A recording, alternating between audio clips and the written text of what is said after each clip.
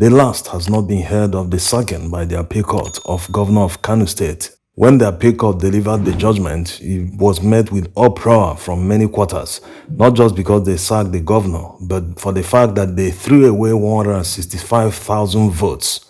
How can they blame the voters for the error that was committed by INEC officials?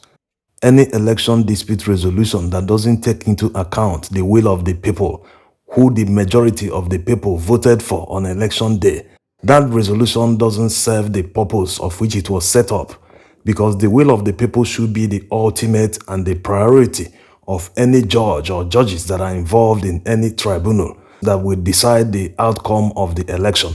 Not that Nigerians haven't seen the misinterpretation of Nigerian laws, especially at the Presidential Election Petition Tribunal, but the recent revelation from the certified true copy of the judgment that sacked the Kano State governor shows why the judges always neglect the Nigerian laws. It shows how deeply corrupt they are, and they are actually involved in justice for sale to the highest bidder. Who would have thought that the governor's legal counsel will be given a certified true copy of a judgment that supposedly sacked their client, but the certified true copy is saying exactly the opposite.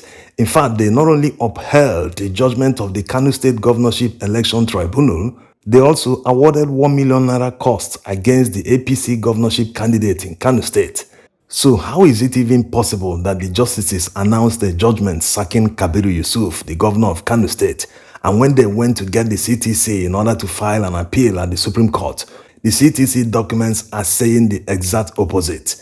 And as you can see by the left, it is the one they gave Kabiru Yusuf's legal team.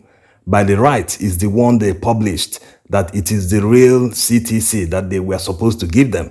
So why do they have two versions of one judgment? How is it possible that they printed two versions? In fact, they are now telling them to bring that CTC back and take the one that they prepared for them. How is this possible?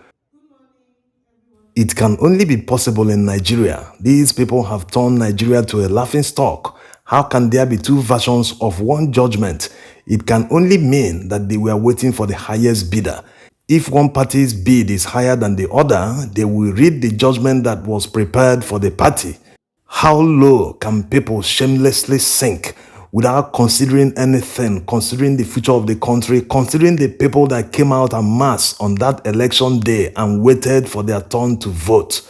All these efforts were thrown away by just few justices who are so selfish that they only care about themselves. This is the lowest of low, but it didn't happen for nothing. These exposures are just revelations of what people knew already, but it makes it clearer. How will an investor come into Nigeria when he knows that you can only buy judgment? Imagine signing a document, a contract document with a party in Nigeria, and there's a dispute. You go to court. People in the court will expect you to spend billions on them before they will deliver justice in your favor. This is not how to build a country. That's why many conglomerates are leaving Nigeria en masse. Yes, are we talking about GlaxoSmithKline that left the other day? Other companies are following suit. Now, let's read out the documents for entertainment's sake, although it's not funny. On the left side, it says, I will conclude by stating that the live issues in this appeal are hereby resolved in favor of the first respondent and against the appellant. In the circumstances, I will resolve all the issues in favor of the appellant and against the first respondent. Therefore, I find no merit in this appeal, which is liable to be and is hereby dismissed.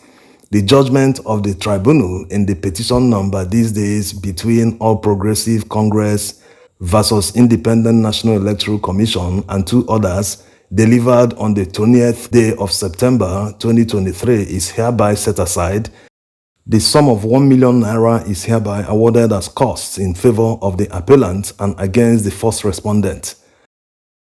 Meanwhile, on the right side, if you look at the second paragraph, it says they resolve in favor of the first respondent and against the appellant, which is different from what they said on this side, as you can see. So this is judgment for sale. They prepare two judgments. Anyone that bids higher is like an auction. If yours is higher, they give you your own. The law and the voters are not considered. And the appeal court that issued these CTCs are shamelessly calling them back to come and take their own copies, that this one is not meant for them. This is a self-indictment. These documents should never exist in the first place, because the judgment is supposed to be prepared before the justices will sit down and read from the prepared judgment. That's how it works. Two copies should never exist, and the justices that sat in that appeal should all be fired. Their jobs should be terminated, because this is the highest level of corruption. This is clearly opposite of what they announced on that day. So what will the governor do now? The best thing to do is just to abandon appealing the judgment at the Supreme Court. Yes, the CTC says the opposite of what they announced. So what will they present at the Supreme Court? Will they be arguing against themselves? You can't be coming to court to appeal and the document that the appeal is based on says the opposite of your argument. It's not possible. So the best thing they can do is to abandon going to the appeal. Match lawlessness with lawlessness. It's as simple as that. Let them come and remove him. It is left for the APC candidate to go back to the appeal court and tell them to clarify, to reaffirm what they said. Why is the CTC saying something different from what they said on Judgment Day? Thanks for watching.